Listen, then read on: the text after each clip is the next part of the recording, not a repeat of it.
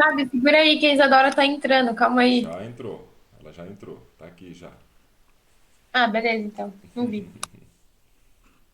Beleza? Bom, rapaziada. Meninada, moçoiras, bom dia. A Letícia entrou. Bom dia, meus queridos. Nossa, tá enroscando. Apresentação.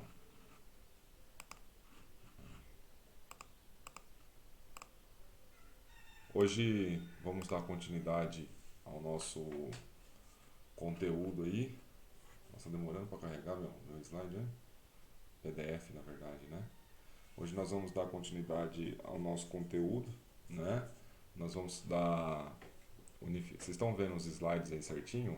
O arquivo em PDF? Sim? Sim. Hoje nós vamos dar a unificação alemã, né? É, Chegando gente ainda. Eu vou ter que fazer uma coisa. Eu vou ter que reduzir aqui o tamanho da minha tela e deixar um pouco maior aqui. Nós vamos estudar unificação da Alemanha, né? Vamos estudar como foi o processo, né? Que a Alemanha vai se tornar uma nação unida, né? Antes disso ela não era. Deixa eu minimizar isso aqui. Agora sim. Estudar como foi a formação da Alemanha, como que vai surgir, como ela se torna um país unificado. Como nós estudamos, vocês estudaram, melhor dizendo, lá atrás no primeiro ano, as formações das monarquias absolutistas europeias, principalmente da Inglaterra, da França, Portugal, né, com a Revolução de Avis e a Guerra de Reconquista de 1492 com a Espanha, né? São os principais países que vai se formar como absolutistas na Europa ao longo do século. Portugal bem antes, né, no século XIV ainda. Depois, outros reinos vai se consolidando como absolutista ao longo do final do século XV a Espanha e a França e a Inglaterra ao longo do século XVI. A Inglaterra com a Elizabeth II, Henrique VIII, quando estabilizam, né, o absolutismo, a questão do anglicanismo e tudo mais. E a França depois com o Filipe o Belo, né, que vai consagrar, vai criar o Estado burocrático francês que vai servir de exemplo para todas as outras monarquias absolutistas europeias. Quando nós pensamos nesse contexto, a Alemanha está fora desse contexto, né? Vocês não estudaram a formação do absolutismo alemão, né? Por quê? Porque a Alemanha, antes de se formar como um país, ela era pelo menos em torno de uns 20 pequenos reinos, falam até mais, né? Então a Alemanha ela tem um processo, digamos, diferente. É um processo mais tardio. Isso vai acontecer no século XIX, né? Em detrimento de todos os acontecimentos europeus, né, dos antecedentes, quando nós pensamos a Revolução Francesa vai inspirar a questão do nacionalismo, os movimentos sociopolíticos que nós estudamos semana passada, as revoluções de 30 e 48, de 1830 a 1848, vai inspirar um sentimento de nação, vai começar a surgir uma possibilidade da Alemanha se unir, né? Mas antes de começar de fato a falar dessa união, nós vamos resgatar um pouquinho as características da Alemanha. Meu slide está travando hoje, não sei o que está acontecendo. Está demorando para carregar.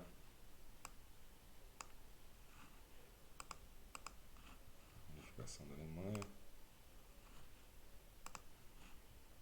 Aqui. Aqui. Né? Esse processo. Né? Então vamos começar então a unificação da Alemanha. Eu acho que dá tempo de terminar hoje, senão utilizo um pouquinho da aula da semana que vem, meus queridos, para terminar, tá bom? A unificação da Alemanha, como está descrito ali no arquivo, a unificação da Alemanha foi um processo iniciado em meados do século XIX e finalizado apenas em 1871. Né? Esse processo de unificação foi liderado pelo primeiro-ministro, né, o famoso Otto von Bismarck, conhecido como chanceler de ferro, né, que vai utilizar da sua força, do poderio militar e das questões econômicas, que esse é o nosso grande objetivo, né? Para unificar esses reinos de origem germânicas, como ele chamava, né? Que vai formar do antigo Sacro Império Romano Germânico, que era o Império Carolíngio, que a gente vai ver já já, tá? Em 1815, pelo Congresso de Viena, né, que nós estudamos lá no final da Era Napoleônica, ficou dividida em 39 estados independentes, né, chamado Confederação é, Alemã ou Germânica. Né? Os estados mais fortes, sem sombra de dúvida, dessa confederação era a Áustria e a Prússia. Né? O Bismarck, que era chanceler da Prússia, é ele que vai fazer esse processo de unificação, tá bom? Então vamos lá, vamos trabalhar, vamos ver onde que eram as origens, né, do, do Império Romano Germânico. Quando você pega esse mapa aqui, esse mapa é um mapa da Antiguidade, né? Lá na Antiguidade, a Germânia correspondia à região onde partiram os povos bárbaros para invadir Roma. Quando vocês estudaram lá o fim do Império Romano, com Vitão, acredito, vocês estudaram as invasões bárbaras. E provavelmente o Vitor citou que foi invadido pelos vândalos, ostrogodos, visigodos, todas essas civilizações, né, chamadas de bárbaros, que viviam fora fora do Império Romano, como era conhecido, quem vivia fora do Império Romano era conhecido como bárbaro, né, vão invadir Roma, né, o Império Romano, por um fluxo que vai ali onde que está ali escrito Germaine, né, da Germânia, e você pega os fluxos, invade até a região da Itália, invade a região da Gália, ali mais ao norte, né, do continente europeu, digamos, à direita ali da França, né? Onde que está o Reino Franco ali, fica à direita a parte em branco, que era o Reino Germânico, né? Então essa civilização, ela começa a se desenvolver de fato como nem nação, como um reino unido a partir das invasões bárbaras, que eles vão expandir seus territórios e vão constituir vão contribuir, melhor dizendo, para o fim do Império Romano e vai se constituir um grande reino, né? Beatriz atrasada, só um instantinho. Então, a partir dessas invasões, é, é aí que a Germânia, né, os germânicos, vão começar a expandir, né? Um pouco da história da Germânia, da Alemanha, vamos pegar lá no passado, né? A Germânia hoje responde, como eu disse para vocês, eram os bárbaros lá que invadiram o Império Romano do Ocidente, que vai contribuir consideravelmente para o fim do Império Romano, né? Lá no século V, por volta do começo do século V, 415, 17, começam as invasões germânicas no Império, né? No século VIII, vocês estudaram lá com o Vitão a formação do Império Carolíngio. O que é o Império Carolíngio, pessoal? Carlos Magno, né? Lá estudaram o Pepino Breve, vai unificar os reinos próximos, vai expandir seus territórios e inclusive vai barrar o avanço, né, dos islâmicos na Europa, né, que vai dar origem, né, principalmente quando ele vence esses islâmicos, a Igreja Católica condecora com um título pelo Papa Leão III como Sacro Império Romano Germânico, né? Quando se você coloca esse termo, né, a gente sabe que a palavra germânica ela vem de origem desse povo que vai dar origem ao povo alemão, né, que é o povo germânico. Quando se forma esse império germânico, ali na região da França, pega a Alemanha, um pouquinho do leste europeu, se forma o primeiro Reich, né? Nós vamos estudar praticamente, esse é o primeiro Reich, né, que vocês viram lá com o Vitão no ano passado. O segundo Reich a gente vai estudar hoje. E o terceiro Reich, que vai ser formado, melhor dizendo, pelo Hitler, só lá no século XX, quando a gente estudar a expansão nazista na, na, na, na Europa, né? Ao longo da Segunda Guerra, quando vai se desenvolver na Segunda Guerra Mundial e inicia-se esse processo de assolamento territorial promovido pelo Hitler, né? Então é a formação do que nós chamamos do Terceiro Reich, né? Do Hitler, né? Então, o Sacro Império Romano Germânico, né, é o primeiro Reich, e esse é um pouco da origem, da onde que vem essa civilização alemã, que se vai se constituir só como uma nação unida a partir do século XIX, tá bom?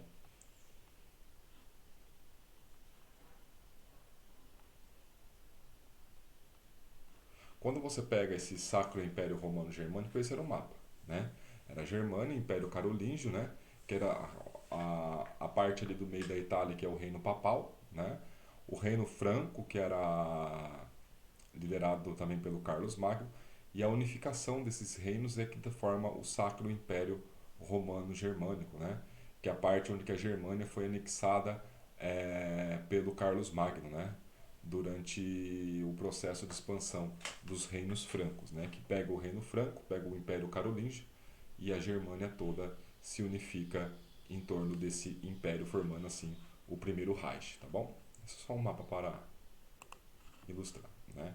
O Sacro Império Romano ali, ó, no ano de 800, Carlos Magno foi coroado, perdão, como eu disse para vocês, como imperador do Sacro Império Romano Germânico, principalmente após barrar o avanço dos islâmicos na Europa, tá bom? A Confederação de Reno, né, que era chamado o Sacro Império Romano, isso aqui é só um nome, né, uma nomenclatura alternativa para o Sacro Império Romano Germânico, né? O maior reino, né, que ficava próximo ao Rio Reno, que era o reino da Alemanha, que depois vai dar origem à Prússia, né? Lá em 1815, o Congresso de Viena decidiu que a Confederação do Reno seria transformada na Confederação Germânica ou Confederação Alemã, tá bom? Isso aqui é só um contexto histórico de onde que vai surgir, né? Em 800 é chamado Sacro Império Romano Germânico. Em 1806 foi invadido pelo Napoleão, né? A Confederação do Reno invadiu. E em 1815 o Congresso de Viena decidiu que a Confederação do Reno se transformaria na Confederação Germânica, que eles vão redefinir o mapa europeu como a gente estudou lá no Congresso de Viena, tá? E nascia então o Império Alemão, que o rei era o Guilherme I da Prússia, tá bom? A Confederação Germânica era formada por 39 estados, né? A Áustria presidia a Confederação Germânica, atualmente é um país independente, a gente sabe disso. A Prússia era o maior e mais desenvolvido dos estados e boçou a primeira tentativa de unificação alemã em 1834, né? Quando nós pegamos a Prússia ela destoa um pouco dos outros é, estados alemães. Por quê, pessoal? A Prússia ela passa por um desenvolvimento industrial muito grande, principalmente por causa de uma região que fica na divisa com a França chamada de Alsácia-Lorena. A Alsácia-Lorena pertencia a Prússia, né? Antes das guerras napoleônicas, o Napoleão anexa esse território para a França e esse local era muito rico em produção de matéria-prima industrial, principalmente minério. As indústrias pesadas ligadas à siderurgia, que vai surgir no século XIX na Europa, sem sombra de dúvida, a principal região que vai ter esse desenvolvimento dessa matéria-prima é essa região de Alsácia-Lorena. Isso contribui para a Prússia para o desenvolvimento industrial. Por isso que a Prússia ela destoa dos outros estados, porque ela inaugura muito rápido o processo de industrialização. E quando nós pegamos industrialização no século XIX, vai ter algumas coisas a ver com armas, que a gente vai estudar ao longo desse século. Então a Prússia, quando se fala em unificação da Alemanha, a Prússia, sem sombra de dúvida, é a grande líder desse processo. Mas qual que era o interesse da Prússia em anexar esse território? Qual que é o interesse que ela possuía em formar um país unido, né? A princípio, né, a gente vai ver com o Bismarck daqui a pouco os motivos, né? Agora nós vamos entrar no Otto von Bismarck, o famoso chanceler de ferro, né? Ele que era um líder, tinha uma formação militar, né? Ele tinha essa frase célebre dele, né? Que declarava que a unificação alemã só seria só se daria a ferro, fogo e sangue, né? Ferro, né, por causa das armas, fogo, né, porque era uma das liga a questão do bombardeio, bombardeio não, de armas e assim por diante, e sangue por causa de mortes, né? O grande motivo que vai fomentar o Bismarck a querer a unificação, né, a gente pode falar de dois. Primeiro que é o nacionalismo. Ele falava, defendia que o território alemão deveria ser anexo, formar por devidos às suas origens germânicas. Por isso que eu trabalhei muito com vocês detalhadamente essa questão da origem. Quando nós pegamos a origem germânica, né, que vem um sentimento de nacionalismo que eu trabalhei com vocês na aula passada, é essa vontade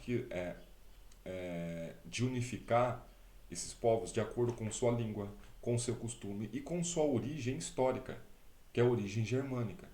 Então, o nacionalismo, sem sombra de dúvida, é um dos motivos básicos assim que o Otto von Bismarck vai utilizar para unificar esse processo. Mas, no entanto, tem um outro importante. Qual que é o outro importante, professor? Sem sombra de dúvida, quando nós pensarmos em processo de unificação tanto da Alemanha quanto da Itália, nós temos que pensar também na questão do comércio, a economia. Por que a economia é importante, pessoal? Porque, pensa comigo, 39 reinos de origem germânica alemã. Esses países faziam comércio, esses estados faziam comércio entre eles? Com certeza. Qual que é o problema deles fazerem comércio? Qual que é o problema de você fazer comércio entre nações diferentes? Como que é o tipo de imposto que é cobrado quando um produto é importado mesmo? Vocês falem para mim. Como chama aquele imposto que você paga sobre o produto que você importa, né? Ou seja, que vem de outro país? Como se chama? Pode falar aí, gente. Tarifa alfandegária? Como? Não entendi. Tarifa alfandegária? Ou isso, a tarifa alfandegária. Então você imagina, a Maísa que falou aí, eu não reconheci a voz. Isso. Então você imagina dentro de 39 reinos, do qual alguns produziam algo específicos que os outros não produziam, ter que pagar barreiras alfandegárias entre qualquer comércio que você faz entre essas nações. Era muito desvantajoso e esses países, esses estados possuíam contratos comerciais é, muito consistentes de importação e exportação de produto. Então, qualquer coisa que você exportar ou importar desses estados teria um problema de barreira alfandegária. Né? Então, a gente pode considerar que dois fatores para a unificação. Primeiro, é o nacionalismo, a ideia de uma cultura unificada, de uma cultura unida, de uma origem comum germânica, e a segunda é a questão da economia, que a gente vai estudar o que nós chamamos da União Aduaneira, chamada de Zollverein, daqui a pouquinho. Né? A Alemanha estava unificada sob a liderança do Guilherme I da Prússia, né? Coroado como título de Kaiser, dando início ao segundo Reich. Mas isso aqui o Bismarck está ali, vai contribuir, né, para essa unificação, mas ela de fato ela se consolida. Depois eu vou falar já do Bismarck para vocês, né? Quando você pega Berlim, tá vendo todos esses países, ó, Hanover, Duisburg, Essen, Leipzig, Baviera, Nuremberg, Stuttgart, Mannheim, Munique, todas essas regiões eram capitais de pequenos estados alemães. Então, a Alemanha ela tem esse problema gigantesco que esses países, essas nações pagavam impostos para comercializar entre eles, né? Quando o Bismarck emerge, né, a conclusão final, né, podemos dizer assim, ele vai criar a famosa Liga Aduaneira, eu vou escrever ele para vocês, chamada Zollverein, escreve desse jeito mesmo, que é chamado de Liga Aduaneira Alemã, que nada mais é do que uma liga comercial, né, do qual esse processo vai contribuir para a unificação e vai contribuir principalmente para a expansão da Alemanha como uma potência industrializada. Então, quando você pega o Bismarck, veja a conclusão ali, ó, grande crescimento industrial. Por quê? Alavancado pela Prússia e agora como não tem barreiras alfandegárias pela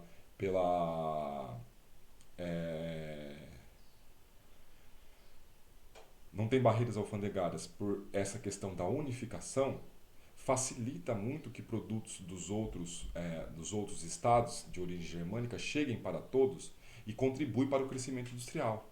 Então a Alemanha dá um grande passo com essa liga aduaneira, com esse processo de unificação, principalmente com essa questão de não pagar impostos sobre o produto. Facilita muito o desenvolvimento. Então, em cima do Zollverein, que vai ser criado pelo Bismarck, vai acontecer o que, pessoal? Vai crescer muito. Quando a Alemanha cresce muito, ela tem outras necessidades. Quais são as outras necessidades, pessoal? Matéria-prima, né?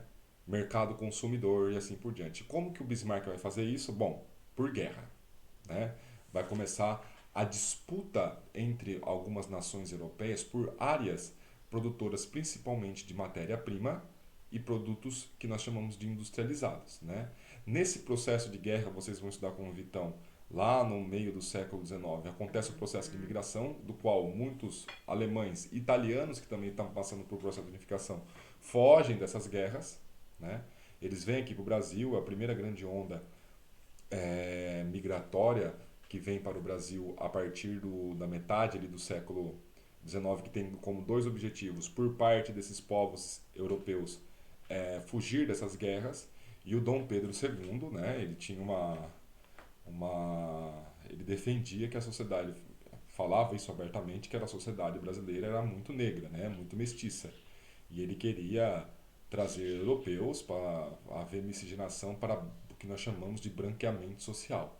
Então ele é totalmente favorável à imigração, fora que a Inglaterra, já no metade do século XIX, pressionava o Brasil a abolir a escravidão. Inclusive, vocês vão estudar a lei Eusébio de Queiroz, que proibia que o Brasil trazia novos escravos da África para o Brasil, né? Então tem que haver um processo de substituição da mão de obra no Brasil, e eles incentivam os europeus, principalmente fugitivos dessas guerras, para vir ao Brasil, tá? Então essa disputa, né, que nós falamos de matéria-prima, de industrialização, isso aí, gente, começa a se desenhar essas guerras, principalmente entre a França, a guerra franco-prussiana entre a França e a Alemanha, fatores da Primeira Guerra Mundial. Se nós pegarmos lá depois os fatores da Primeira Guerra Mundial, sem sombra de dúvida, o processo de unificação da Alemanha é um deles. Por quê, pessoal? Na Guerra Franco-Prussiana, né? Aqui está o Terceiro Reich, né, que faz menção ao Hitler e tudo mais, né? Aqui está uma conclusão final, que depois eu falo para vocês um pouco de qual que é a situação da Alemanha hoje. O Bismarck, quem vai promover essa guerra de expansão é o Bismarck, tá? O Bismarck, sem sombra de dúvida, a partir do Zollverein, quando acontece a unificação em torno dessa aliança comercial, ele vai começar a expandir. Quando ele começa a expandir, gente, ele dá de frente com essa questão do território de Alsácia e Lorena. Essa briga pelo território de Alsácia e Lorena é chamada de guerra, vou escrever ali para vocês, é a famosa Guerra Franco-Prussiana, né? O que é essa Guerra Franco-Prussiana? Se cair uma pergunta dessa para vocês numa prova ou numa questão de vestibular, é a guerra entre a França e a Alemanha, promovida principalmente por Bismarck, que brigava pelo famoso território de Alsácia e Lorena. Escrevi para vocês. O que era importante Alsácia e Lorena? Produção de... Deixa eu só abrir uma coisinha aqui. É a famosa produção de matéria-prima. Sabe o que o Bismarck vai fazer? Ele vai ter a pachorra. Ele vai invadir. A Alemanha era uma potência industrial muito forte já, mais que a França, inclusive. Ele vai invadir a França. Ele vai invadir principalmente a Paris. Vai capturar o rei francês, Napoleão III, gente.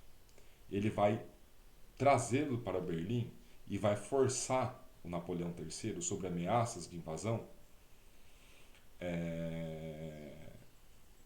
que a França tinha que ceder esse território de Alsácia e Lorena para os alemães. Qual que é o problema que vai gerar? O Napoleão assina, forçado, obviamente que ninguém queria entregar um espaço industrial como era a Alsácia e Lorena, ele entrega, né? E vai gerar um sentimento muito forte nos franceses na Primeira Guerra Mundial, que é o famoso revanchismo.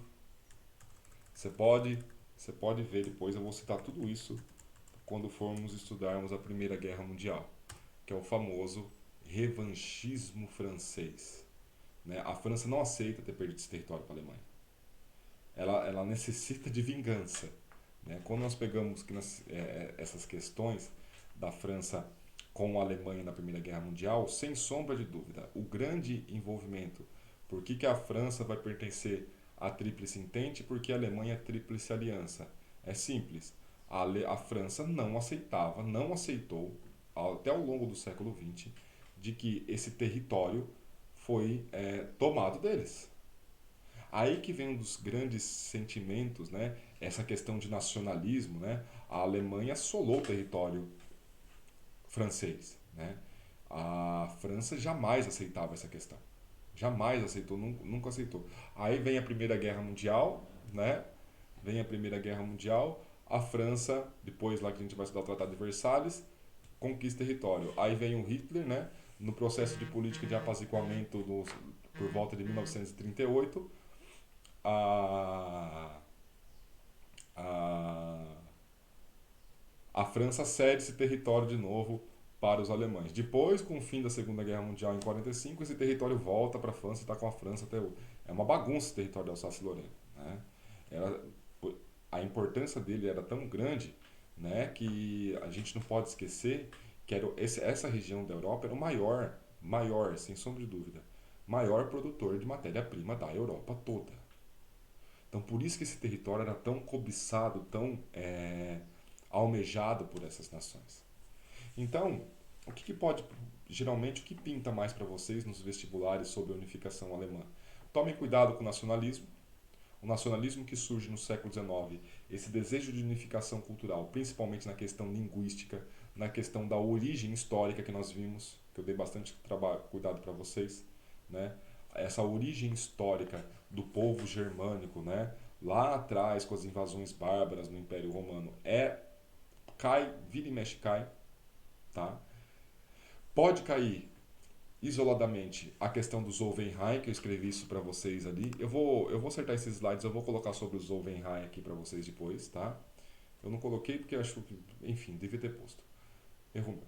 Que o Zollverein deveria ser, se você não viu ali, tá no chat ali, que eu escrevi o que é o Zollverein, que é a Liga Aduaneira Alemã, que ela é uma liga comercial, que extinguia todas as barreiras alfandegárias entre os estados alemães até o processo de unificação. E como é um país, né, não tem porquê entre país ter barreira alfandegária.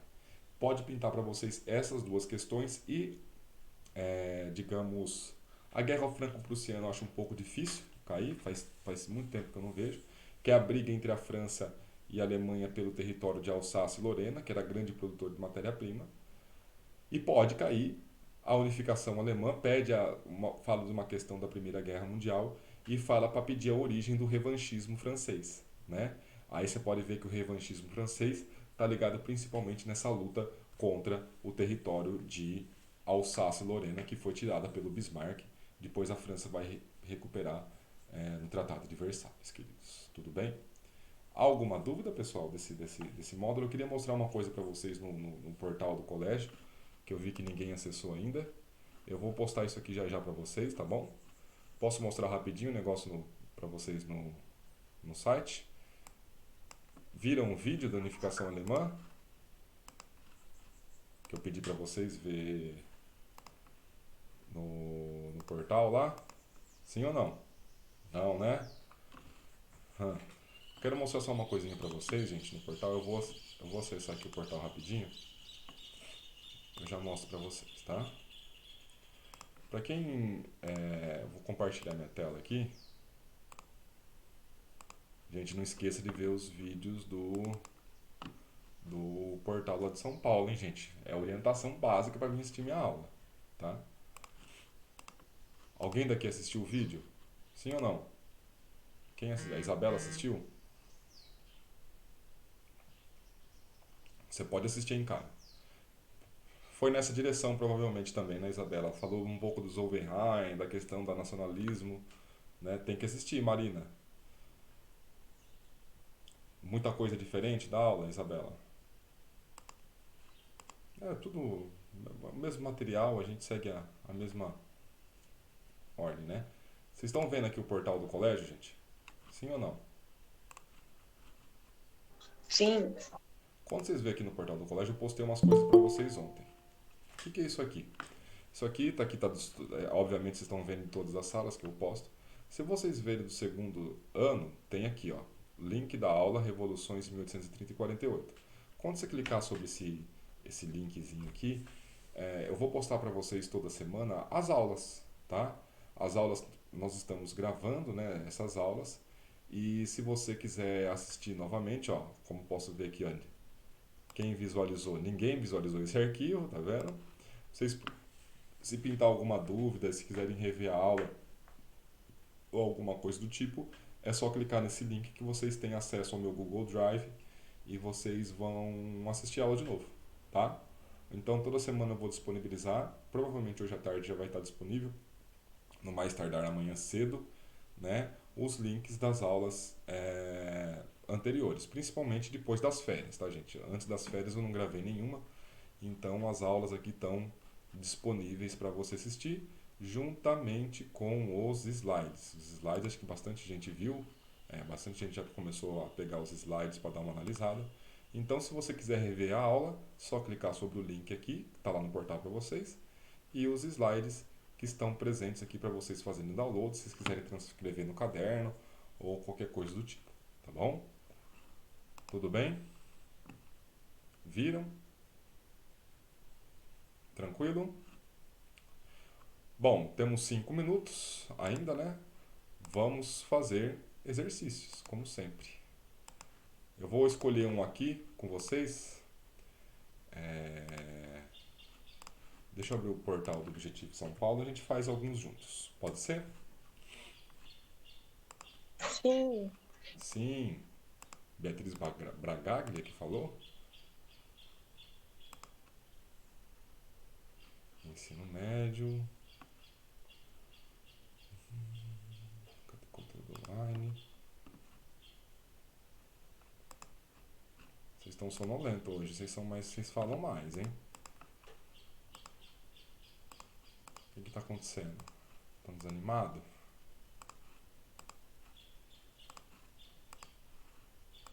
História. O módulo é o módulo 11. Não, 11 não. Falei bobagem. O módulo 11 é a unificação italiana. Unificação alemã, módulo 10. Página 85. Página 85. Vamos fazer a primeira ali antes de acabar da FUVEST, gente? Antes de nós fazermos nossa pausa? Podemos fazer? Sim. Tá parecendo o sétimo ano, assim. Vamos lá? A questão é da FUVEST, lá em 1834, os Estados Germânicos sob inspiração da Prússia. É essa, que às vezes tem diferença nos exercícios. É a mesma questão? É a mesma. É a mesma? Vamos lá.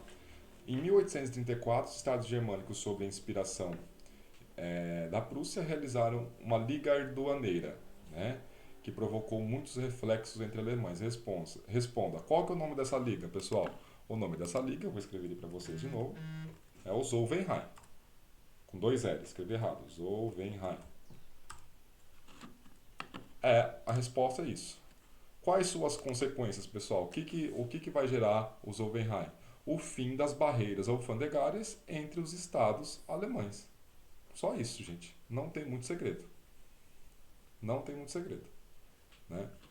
E com isso, o processo de unificação também você pode colocar aqui. Tudo bem? Acho que dá para fazer a 2 também.